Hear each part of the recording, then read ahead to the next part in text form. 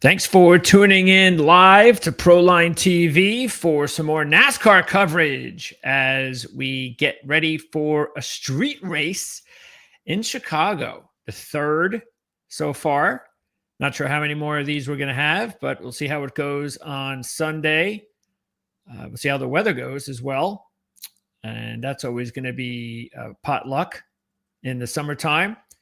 We'll also take a look at what happened at Atlanta on Saturday night. Luckily, it wasn't a Sunday race. Came pretty close. Thank goodness the race wasn't actually in Atlanta. I think that had a lot to do with the luck of not having a major delay, or maybe even worse than that. CJ Radoon joining me from rotowire.com. How's it going, CJ? It's going all right. I was just looking at the forecast for Chicago. I already looked at it for Silverstone, but Chicago has the potential for thunderstorms Sunday afternoon. What are you going to do, right? Exactly right. Okay, so let's start off by talking about Atlanta. And we don't say this very often on this show. We're highly critical because I think we should be. You know, there's a lot of good that we think NASCAR for some reason themselves oblivious to sometimes, and they just it's like their kryptonite. But on occasion, good things happen, and I must say the race on Saturday night was probably the most exciting race I've ever seen in NASCAR. It would have been a lot more exciting had there been a little less of taking out about 10 key drivers, which didn't really help. But it was absolutely nuts watching that race on Saturday night. I know, again, I think if you would have had everything go on with what went on in the last half of the race with all of the top drivers, then I think that people would probably feel even more like the way I'm feeling. But because there were so many nondescript drivers up there, only a couple of top drivers, and Elliott happened to be one of them, I'm not sure how generally the fans took to it. But it was nuts. I mean, even with because I, of course, had Bowman as one of my picks. So I'm zeroing in on Bowman. I got good money on Bowman. And I thought he had the fastest car. And he's sitting there in perfect position. There's about 10 laps to go. He finally was able to slide behind. I think it was Zane Smith, and I forget who the other one was. It was another long shot. And he was in third. And I was like, just stay there. He wouldn't do it because nobody stood there. It's like nobody would stay in line, which was something we've seen in these races for years, and something we don't really like. We don't like the whole staying in line and waiting until the last couple of laps. From the get-go in this race, nobody stood in line. It was like as soon as the green flag dropped, everybody went nuts, and that's why you had all the accidents.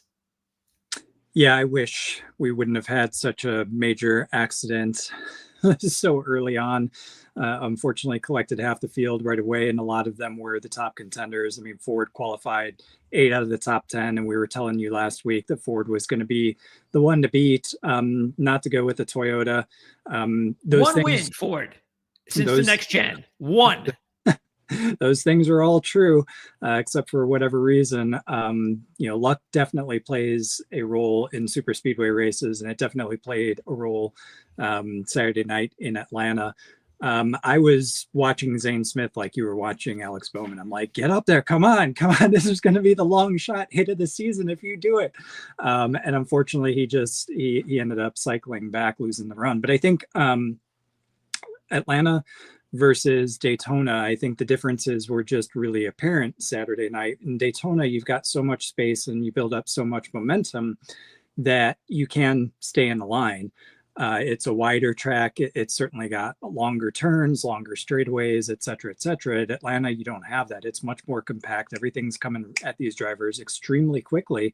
And you kind of have to take every single run that you get. There's not really an ability to stay in line. And even if you do stay in line, somebody behind you is going to take that run and they're going to get you and they're going to break up your line, which is not what we see at Daytona and Talladega. So Atlanta on Saturday was showing to me that yes, it's a super speedway, but it's really carving its own niche in terms of super speedway racing. It's a different kind of super speedway racing. The same draft physics apply, but the way that you use the moves and the runs that you get is just completely different to the other two tracks.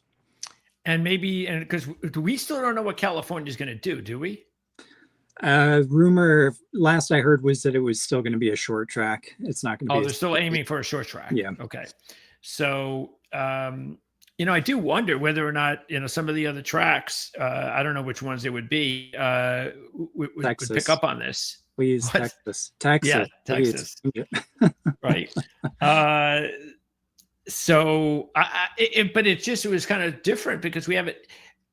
I don't know why. Why do you think it was so different, though, from what we saw? Again, I don't recall watching these races at Texas, and it just looked like from the very outset, everybody just went nuts. It was weird. I don't know why.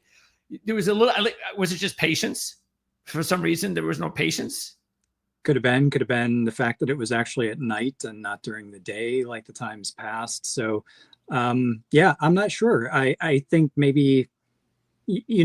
Atlanta looked different to me the first, several times since it's been super speedway. I could never fully equate it to Daytona or Talladega. Sure. And I always chalk that up to just the size and that, if you make a mistake, it's going to be bigger because you've got less room to be able to react to it. But I think the style of racing that it's producing for me, I think it was just the drivers and teams are realizing it now that you've got to take the run. And even if, again, like I said, even if there are manufacturers that stack up in the line and try to hold it, you're just going to get picked off onesie twosies until somebody is up there at the front with you anyway. So yeah, because it wasn't like Elliott and Bowman. It didn't even look like they cared to get next to each other. And RFK had 3 cars up there for the most part, and again, they didn't look like they were hanging out with each other the whole time. Nope, they didn't. They, if they had the opportunity, I think they went with each other more frequently.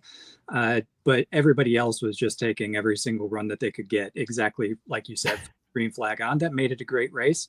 Highly unpredictable. I like you though. I wish I just would have had the top contenders, the Logano, Cindrix there still from the beginning, but it was still a good race. Yeah, and look, Elliott we've been saying this for a long time, especially this year, the whole season with Elliott, is that he's been very consistent, and the more consistent you're going to be, sooner or later, you're going to find yourself with a win. And that's exactly what happened. Even though he led laps early, and he was one of the cars that was there in the top 10 the whole time, in the last stage of the race, he wasn't in the top 5 very much. It wasn't until the very end of the race, the last couple of laps, and maybe that's just experience. Because, again, as I said, Bowman was faster than Elliott. But Bowman, again, I don't know. This is just, again, this shows you the different. And this is why I think this is good, because I think this takes out, this shows you the better drivers and who they are. And I just think that it was it for me. If I'm Hendrick, I'm extremely disappointed in Alex Bowman to not be able to finish that out as fast as he was with that car, and to see Elliott win is just an example of right there of we all know who's a better driver. So, yeah, very well could be. I mean, Elliott did get inside the top 10 for both stages, so he walked away with stage points in addition to the win. So it's not like he was.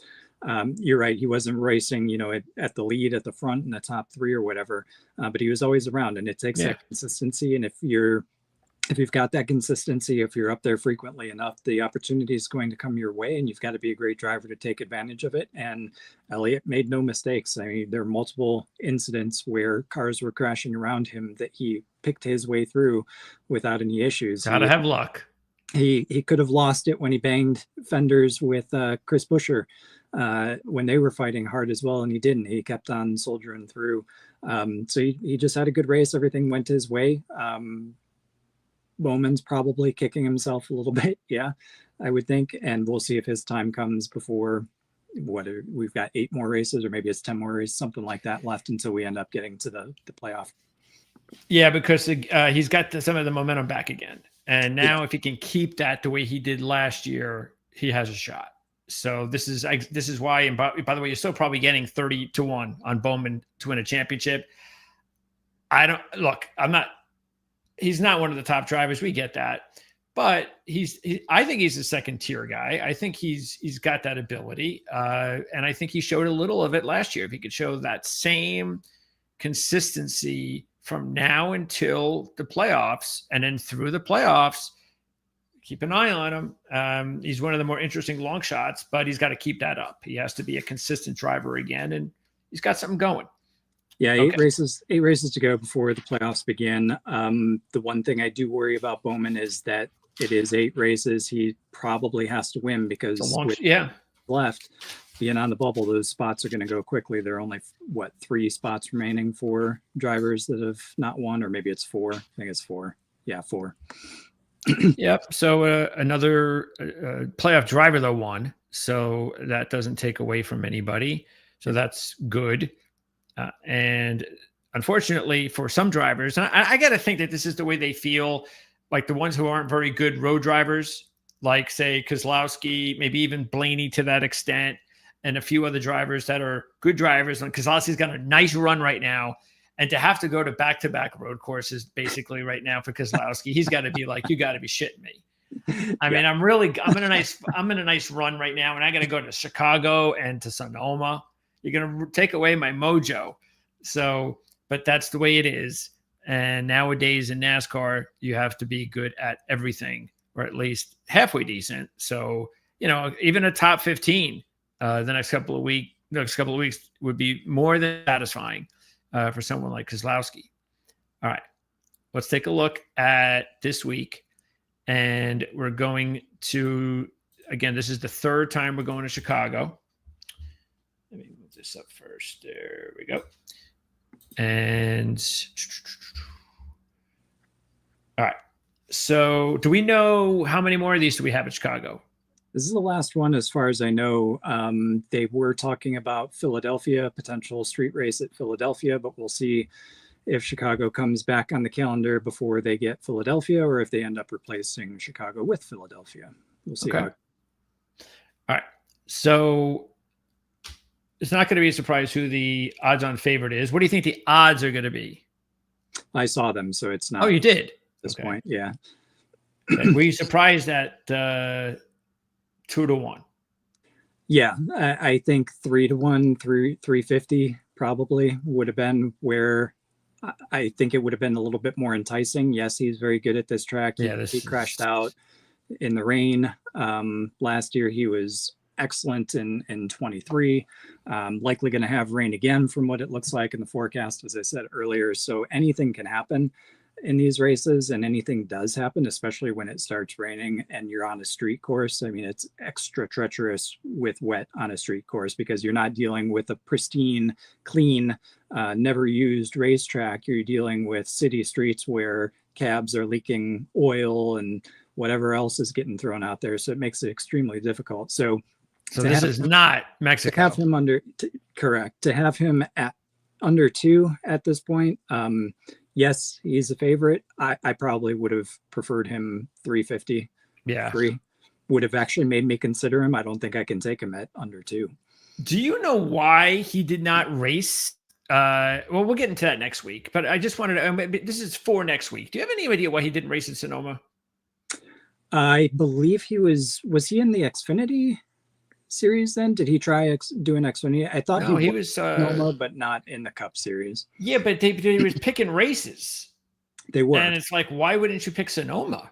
Very strange. Yeah, so, I'll have to look that up again. I seem to recall him being at Sonoma, but it wasn't in the Cup series. I think I'm pretty sure he ran. Was there Xfinity? Yeah. Well, but still, it's different cars. I just feel like he could have got a head start. I think that might affect him next week. Going to a place for the first time, he's going to be a short number. All right, but that's next week. Okay, so here you go, and you've got a situation once again where you're getting absolutely no value, but the value it makes Mexico look like a good number. Yeah. And yet, this is a lot more difficult for him because of what you said, which makes a lot of sense. He should be the favorite. So that there's just not enough value here. And I don't think that and I've said this before, I equate it to golf. When you're taking a look at these great players, Scotty Scheffler, Tiger Woods, all that stuff, that's where these numbers could be. And they didn't win.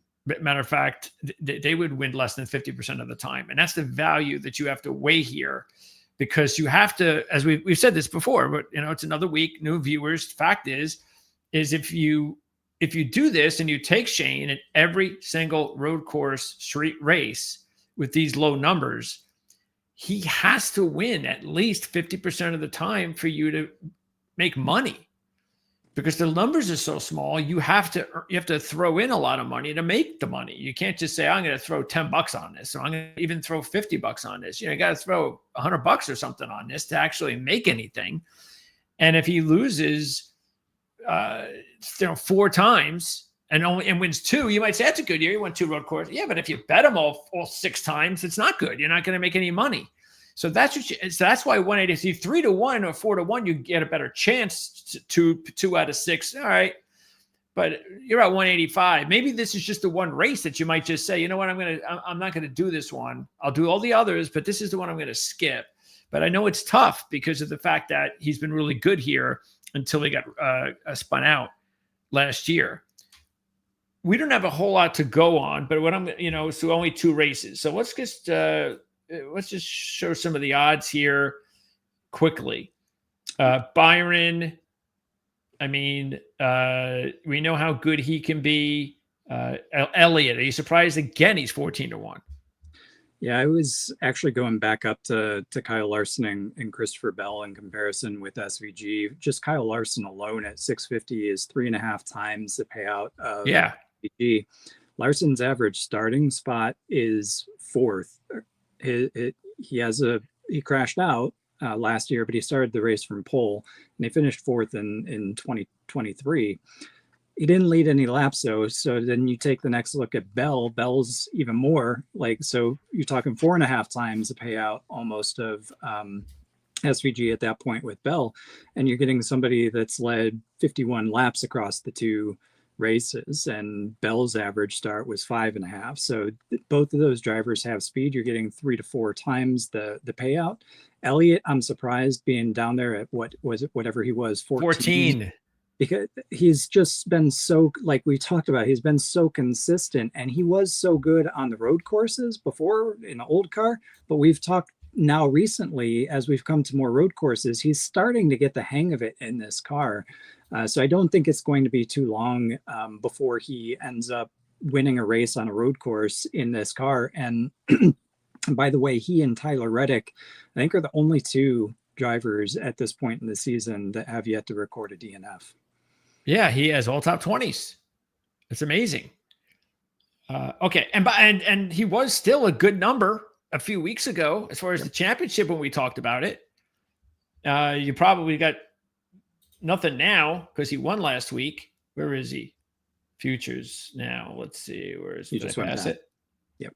Oh. Okay. In season now. Oh, that's a discussion. Or is he now? No, 9-1 is still good. Yeah. Yeah. Chase Elliott is 9-1. How shocking is that, really? If you think Ryan Blaney, we know with a win. With a win and all top 20s, like you said. Yeah, it's pretty shocking. Yeah.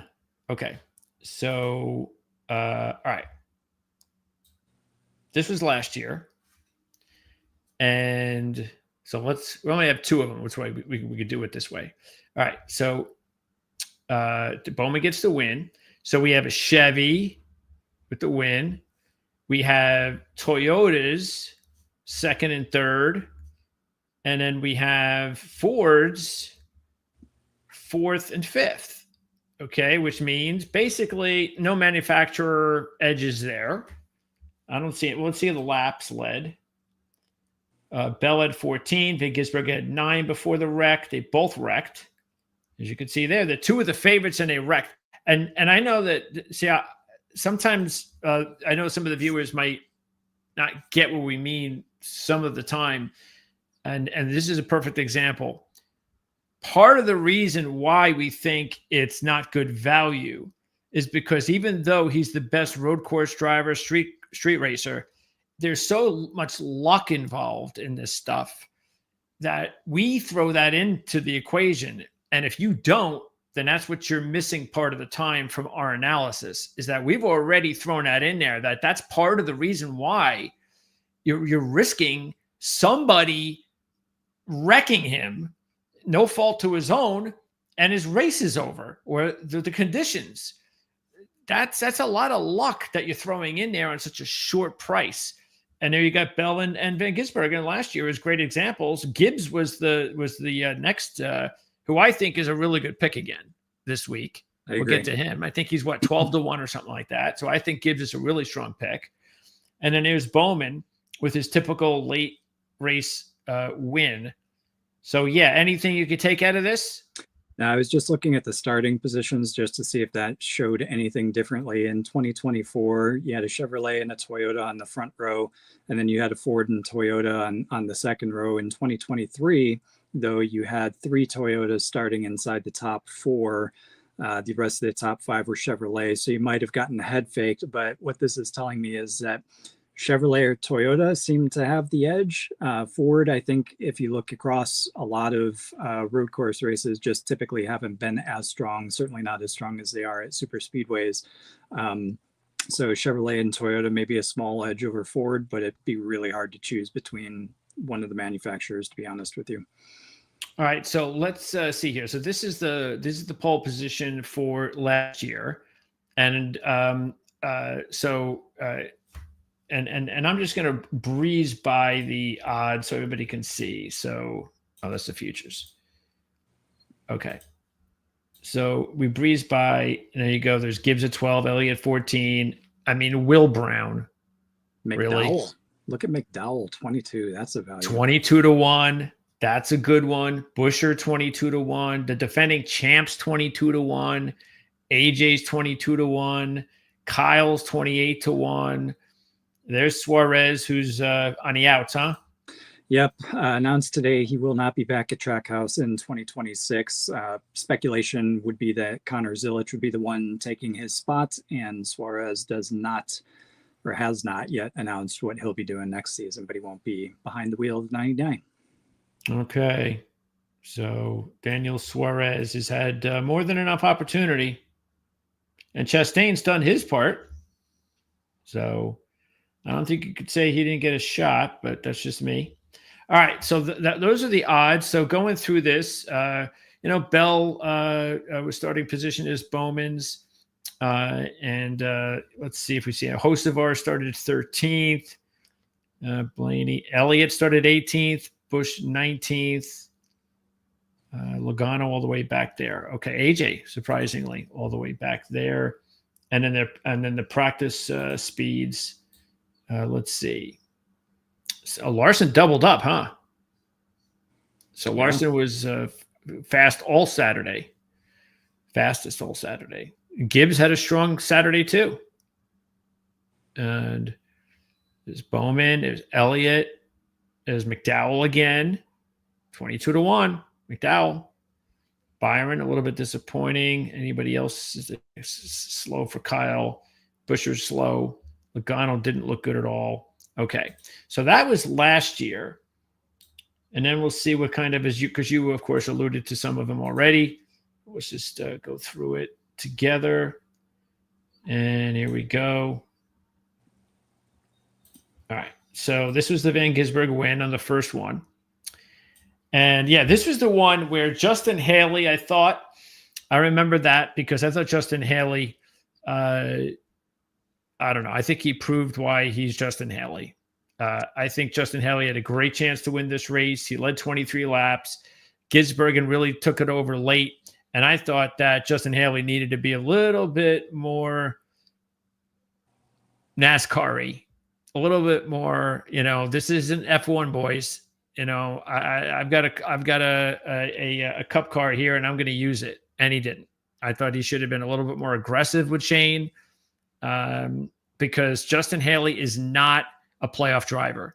And this was his opportunity to go to the playoffs, and he was too nice. That's what I remember about this race. Yep, you're correct. I also remember Christopher Bell starting fourth and looking like the favorite through the early portion. He ended up leading 37 laps, won both stages. Van Gisbergen, everybody had their eye on him, but like you said, he really came on strong toward the end. And honestly, that's what he did in Mexico as well. He built out that gap, managed it until he basically had the all clear, and then built out the gap to almost 17 seconds or whatever it was when he started unleashing it back in Mexico. And then you see Gibbs with another nice finish. Kyle, who was pretty slow, ended up fit. Look at Larson. He's first in both sessions, and he ends up, actually, that was the last race. Yeah. What did he end up, Larson, in the last year? Last year, Larson was crashed out. Did he lead any laps?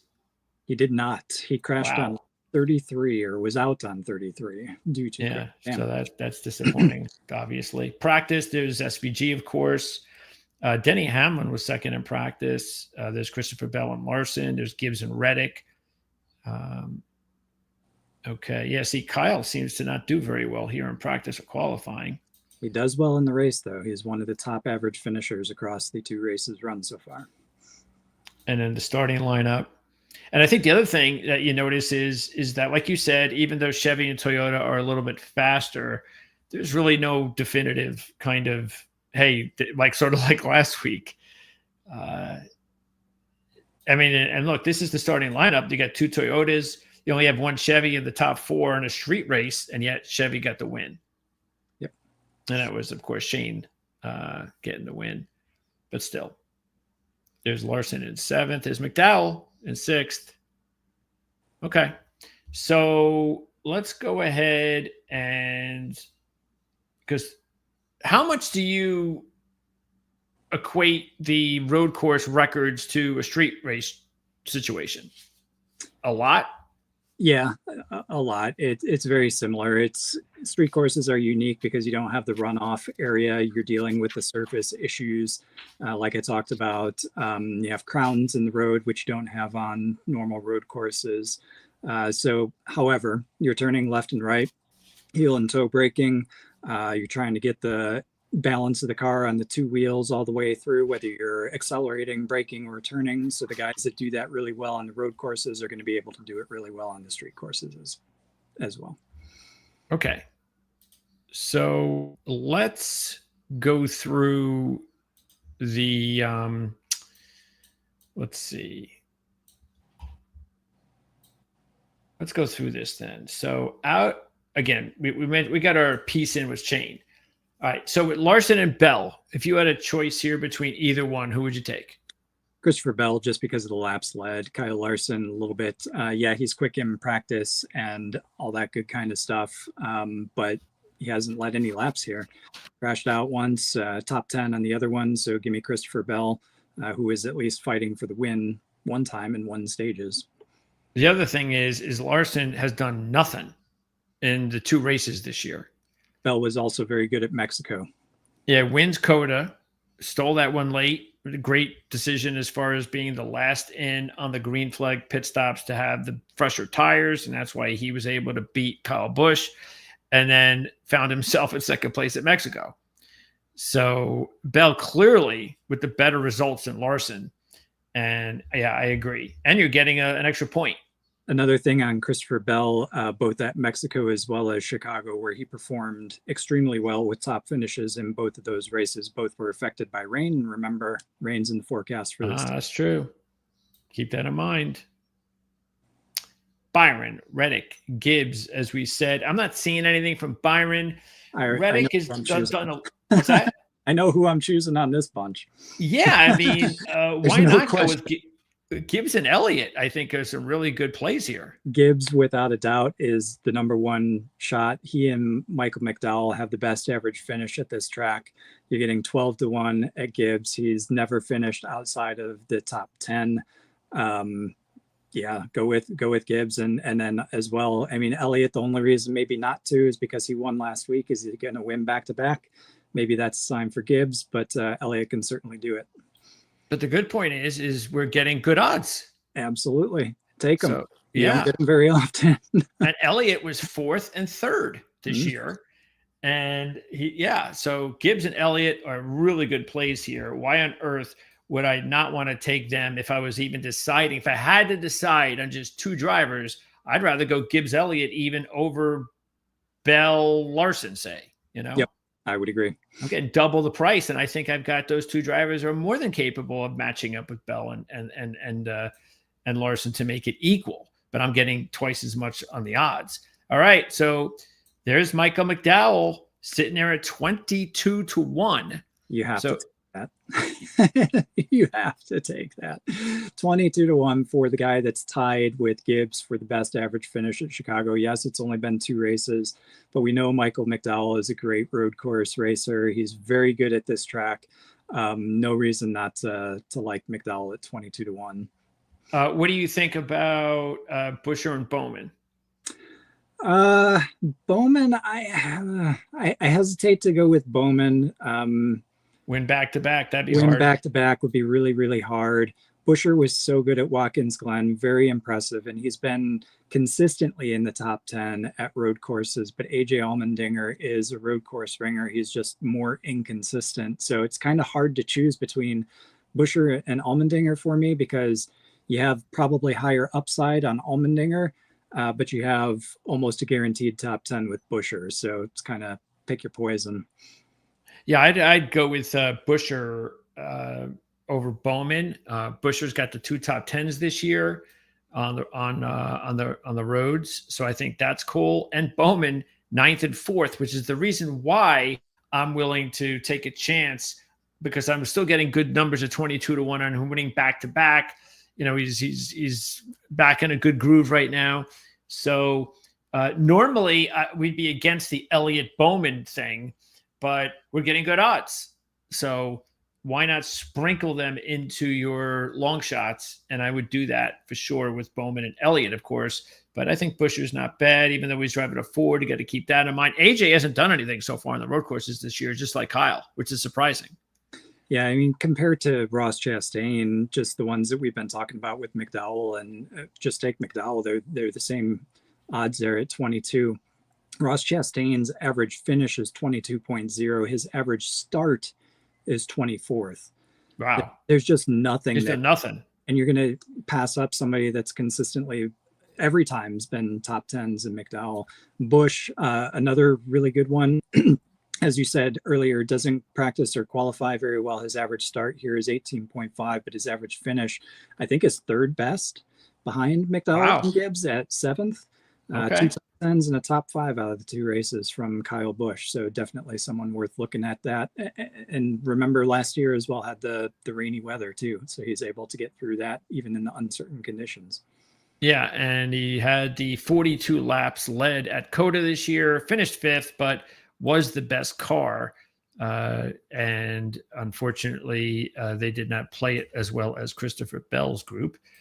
Meanwhile, Daniel Suarez has not looked good on the road courses this year. He does have a win at Sonoma, so that'll maybe be something for him next week. Blaney, what were we saying? Average finish of 19th at Chicago for Suarez. His best finish was actually last year. He finished 11th.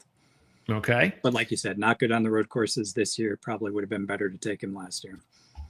What about Blaney or Hamlin? The fact that you're getting big numbers here. Hamlin did not go to Mexico, as we know. Blaney, he just continues to just be more of a, if you're thinking about Blaney, he's more of a top 10 guy in road courses and a win guy. He's got 1. He has a few top 5s. Hasn't led a ton of laps, but he's okay. And so is Hamlin. Hamlin's okay. And again, I'm just saying it because these are championship type drivers getting big numbers. Would you even consider Blaney or Hamlin? I would. I think Blaney is, like you said, more of top 10. So I'd go Hamlin over Blaney. Hamlin was on pole here in 2023, finished 11th. Last year was the rain. He finished 30th, but started 11th. So he's definitely got speed at this track. And I think he can do pretty well on road courses. We've seen that in the past. The other one that you didn't mention on this screen, though, that's worth taking a look at as well would be Austin Cindric. at 50. He qualifies for crap at Chicago. His average starting spot is 26th. His average finish is 10.5. He finished 6th and 15th, 23 and 24. Cindric is really good on the road courses. Doesn't matter the weather conditions. He held it on the track in Mexico in the wet on slick tires. I think that proves his ability. So Cindric might be a surprise, especially if he qualifies well. Okay, so Hocevar, what did he finish last year? Because he hasn't had a good start so far. Of course, he had a disaster at Mexico, 13th at Coda. He was third at Watkins Glen, I think, last year. Started 13th, finished 24th. He did finish 4th in the second stage, though. Okay. But again, that could have been everybody trying to flip the stage. Pitting, yeah. Exactly yeah. Right. So which road course do you think Hocevar or street race that do you think he has the best shot at? Watkins Glen. Race is more like an oval, a little bit less technical. I think it's more suited to NASCAR and probably Hocevar's style. So I would say probably Watkins Glen. Do you think, considering he's got the top 5 there already, that will still get a decent number, like in the 20s at least? At Watkins Glen? Yeah. Should, right? You think? Yeah, unless he does something outrageous before then, like wins. Yeah, because we got a ways to go before we get to Watkins Glen, right? Yeah, right. Okay. Logano, should he be 90-1?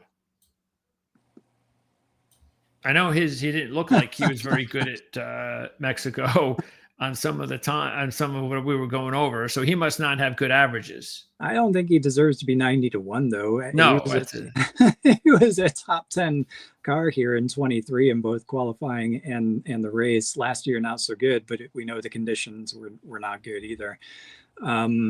Yeah, that's nuts. He deserves like $1. There's no way Joey Logano's odds should be next to Brad Keselowski's on this, or Justin Haley's on the street race. Agreed. I think Logano, like Keselowski, Logano will probably be happy to walk away with the top 15. I think he's more in line with the Ryan Blaney, more of a top 10 kind of potential at a track like Chicago. Yeah, I don't see why Ryan Blaney's odds are 2 or 3 times as better as Logano's. Yeah, that doesn't make any sense. I don't know what that's about. Okay. And then you have the rest. There's Keselowski. Let's see, anybody else? Nobody. There's Zane at 130. And there's the rest. Okay. All right. So let's go ahead with our picks. Zane Smith started 30th. He's only got the one race here. Started 30th, but finished 17th. So if he qualifies a little bit better, you could be looking at a top 15, top 10 car there again. Okay. Let's go with our picks. You go first. Top pick is going to be Christopher Bell. Okay. Then I will go with Gibbs. Well, that then leaves me Elliott. Okay. I'll go with Kyle. McDowell. Yeah, you don't have any big long shots here, so that'll leave me with a long shot. So I will go with I'll go with Hamlin. Okay. That is it. Now, next week is Sonoma. Yes. And what do you think about is there anything to just share with the viewers regarding what they need to prepare for the differences of Sonoma and what we've seen so far in the road courses and what we'll see on Sunday? Yeah, Sonoma is a natural terrain road course. A lot of turns, really only one straightaway and one, maybe two passing areas to speak of, and it's very hilly, especially the first portion of it, and then you've got the S's through the back. So it's a narrower track with a lot more off-camber turns, a lot more blind corners, which make it just really difficult to pass. So the ability to outbrake somebody into a 90-degree corner, which almost all the corners are here at Chicago, I think you're going to be seeing significantly more passing attempts and the ability to pass more so than in Sonoma, where there are really only the 2 spots that you can get underneath somebody to make a pass in Sonoma. So Sonoma is much more about strategy and track position, whereas Chicago will still have the track position and strategy aspect to it because it's a road course and all road courses do. But I think the passing ability at Chicago is significantly greater than a place like Sonoma. Yeah, it's interesting because the 2 winners, both in Chicago, led about the same laps and kind of won late. Yep. So does that mean, like, if you're doing live wagering, you might want to take a look at a driver who's kind of hanging around, I guess, the top 10, and who maybe you already were thinking about, and maybe you get some decent odds. Because again, there'll be decent odds out there if SVG is still in it, because he's going to be sucking up all the odds.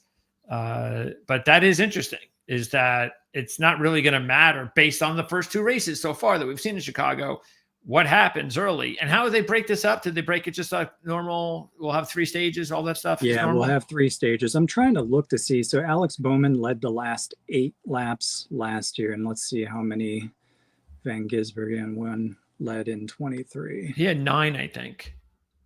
Yeah, but he led the last 8 of the race is what I'm looking for. So I'm both looking Bowman and SVG? 8.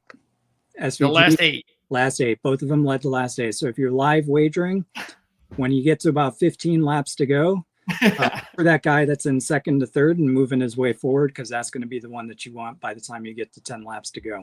There you go. That's not a bad idea. I like that strategy. If you can pull that off, of course, the odds won't be that heavy. But again, if it's someone that you kind of already liked before the race and they're sitting there, like CJ said, somewhere in the top 5, closer to first, that's not a bad idea. Okay, so there you go. That's going to wrap it up. So what's after Sonoma? Because I can't wait Dover. for that.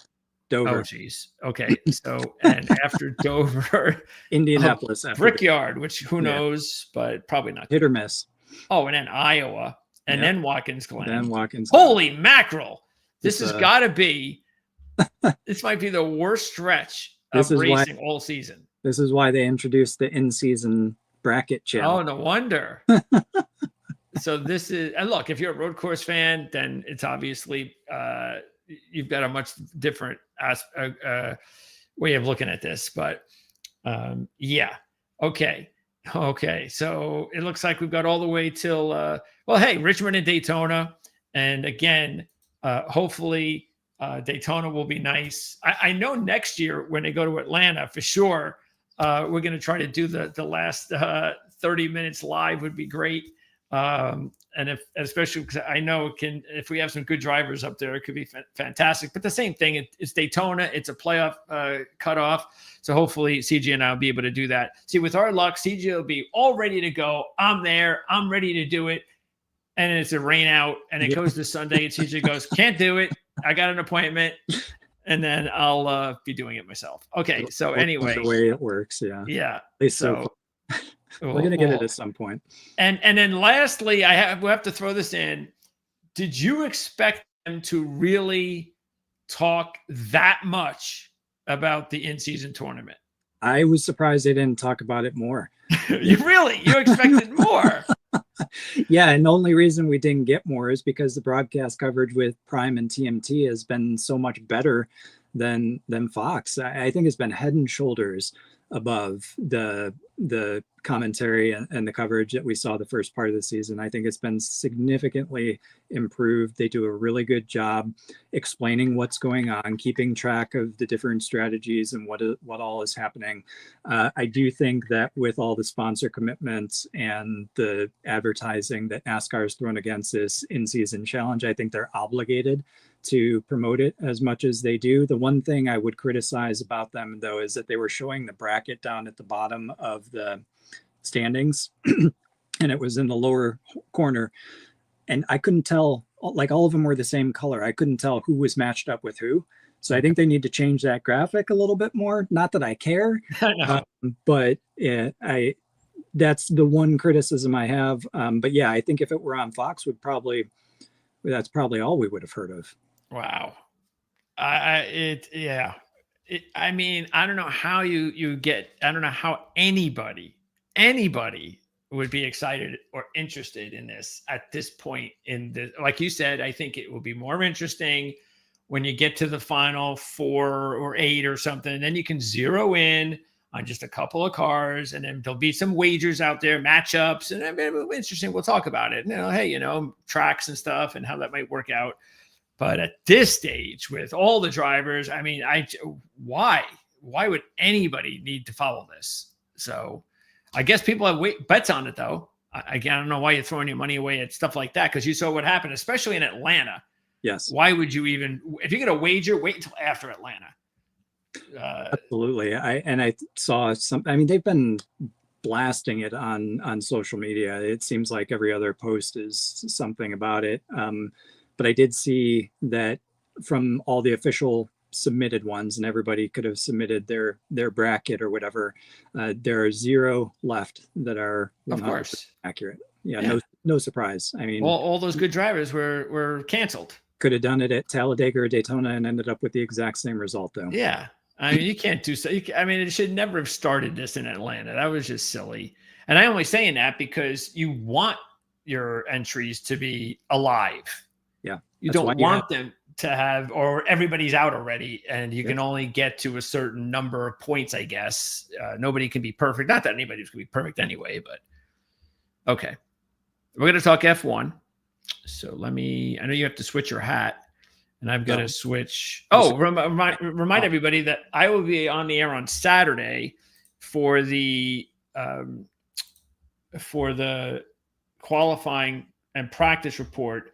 And then you will have the DFS picks report from RotoWire, also available usually on Friday, correct? That is correct. RotoWire.com for the fantasy preview for Chicago. And we'll also have the link in the description of the video. Okay, let me see where I see the time here.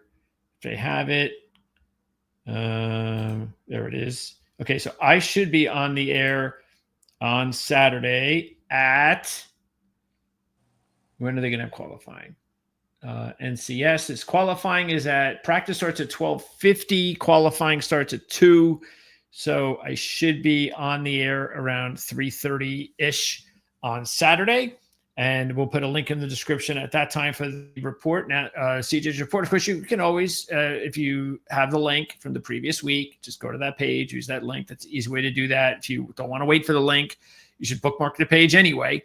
And F1, of course, will also be up when we do our F1, which we're going to be doing in a couple of seconds. And then you can check out. We'll probably post the F1 as a separate video in the next day or two. Okay, so hats off already. Let me switch over to our F1. There you go. I need to get an F1 hat so we know which show we're on. Yeah, what's up with that? Hey, let's get CJ an F1 hat. So if anybody out there wants to donate, just donate some money to the channel. I promise I'll use the money to pay for CJ's F1 hat. Or if you want to, I don't know. We haven't set up the mailbox yet, so I don't have a PO box. So we don't get that many viewers yet. So once we do, we'll set up a PO box for gifts. Yes. But we haven't done that yet. All right, let's talk F1. Let's do that. All right. Into the British Grand Prix at Silverstone, the home of Formula One, the very first points race in the Formula One series back in 1950, and has been a stalwart on the calendar ever since. And it's been held, the British Grand Prix has been held at Silverstone consecutively every single year since 1987. So this is along with Spa, Monza, Monaco. This is one of the classic tracks and one of the classic races. And then last week at one of, I guess, if anybody was going to go to a race, if you said, hey, there's one race you can go to, or there, actually, I think Monaco's got to be up there. Yeah. Not for the, I mean, it's not about the race, I'm sure, but it's about the scenery. I guess Monaco would be one, but I would guess that the Red Bull location would probably be second, wouldn't it? Top three? Yeah, that Austria is an amazing, absolutely amazing country, and that track is in the mountains in Tyrolia. It's is what they call it. It's a fantastic place. Highly recommend going there. When I was watching the coverage over the weekend, I was thinking, geez, it's been a long time since I've been there. I need to go back, and I would definitely go to that race. The other one that I would put up on that list for great scenery out in the country with hills and that type of thing, like we saw at Austria, would be yet to come this season, but Spa in Belgium would be another great one to go see. Okay, so in this race at this location, the defending champ, Lewis Hamilton, has won this thing 8 times. And it was a little bit of not a long shot, but he's always in that second group, which is kind of a long shot in F1, because the guys that are 30 or 40 to 1, they're not really called long shots. They're called miracles. So miracles don't happen more than once every 5 or 6 years in the sport.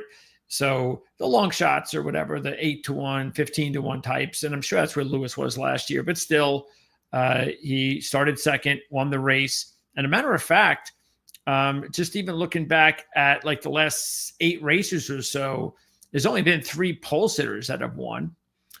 So you have had second place winners, and also a starting fourth was Max back in 2020. And then we've got last year, though. Talk about what differences, if any, you see from last year's race to this year's race, especially since Lewis Hamilton seems to be the king here in the British Grand Prix. Yeah, Lewis Hamilton, without a doubt, is the king of Silverstone. He's stood on the podium in every race at this track since 2014. He's either been first, second, or third.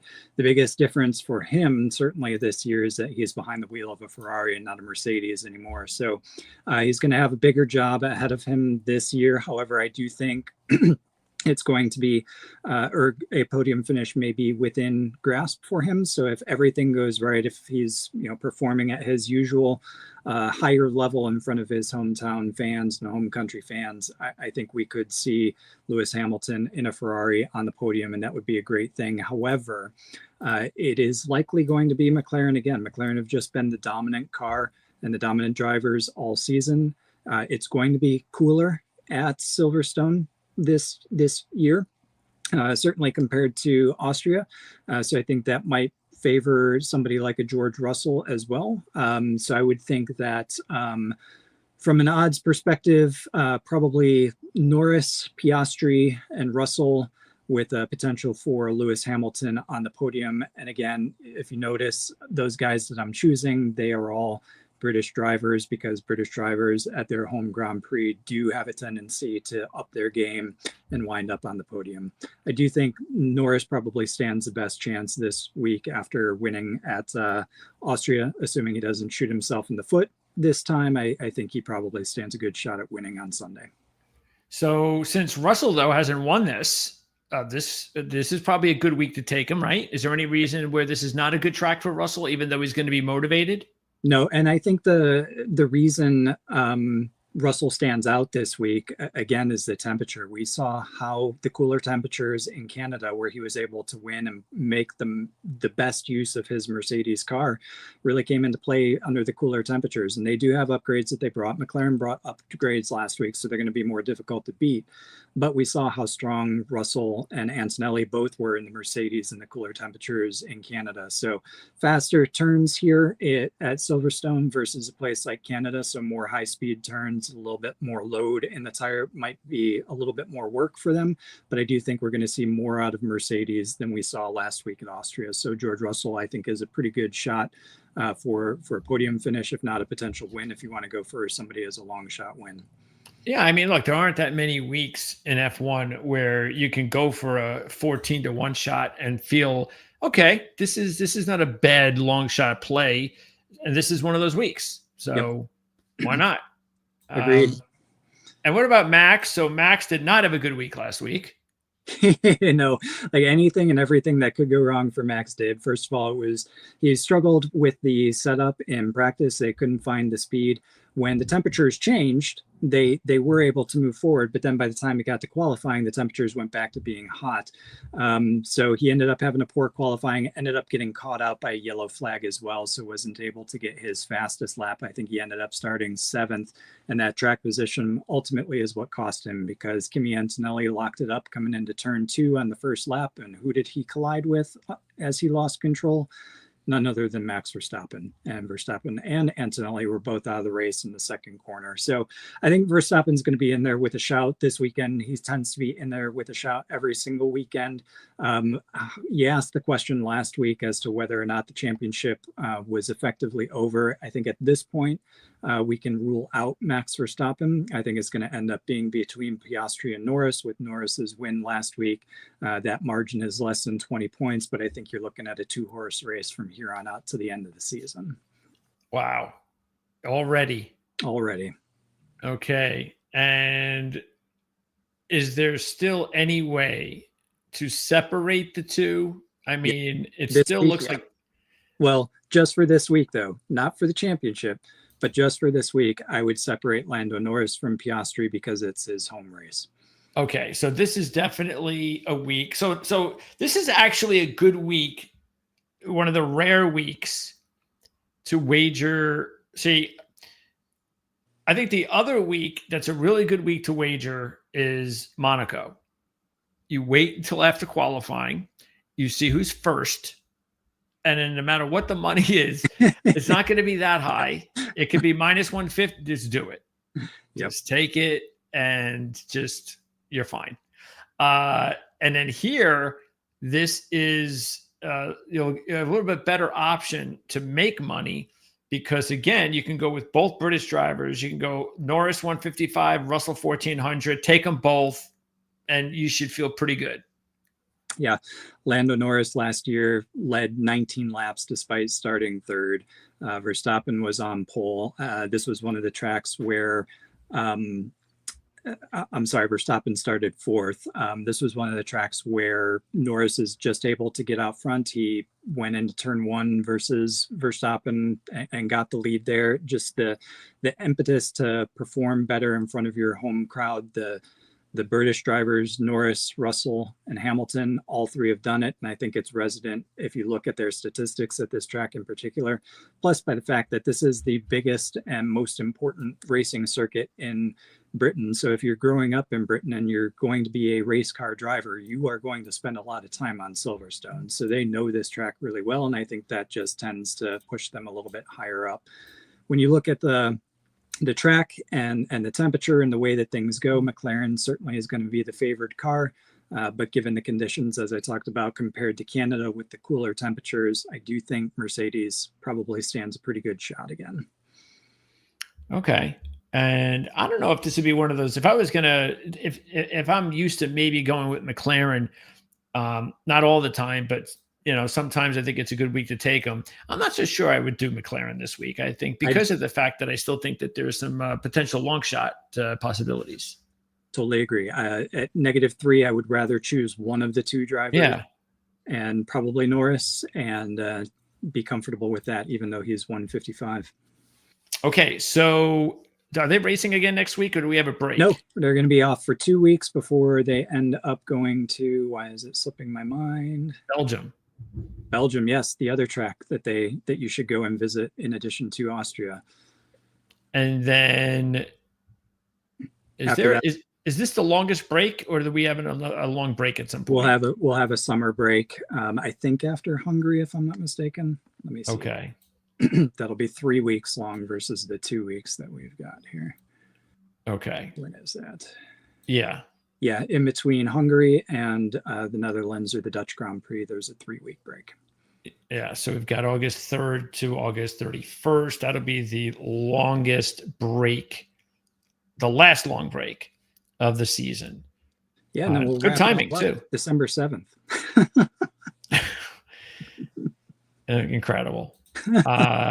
Okay, so and we'll be here every step of the way. Yes. All right, so that is going to wrap it up. And again, F1 Report, rotowire.com is going to be available on Friday. And what usually do you have in there?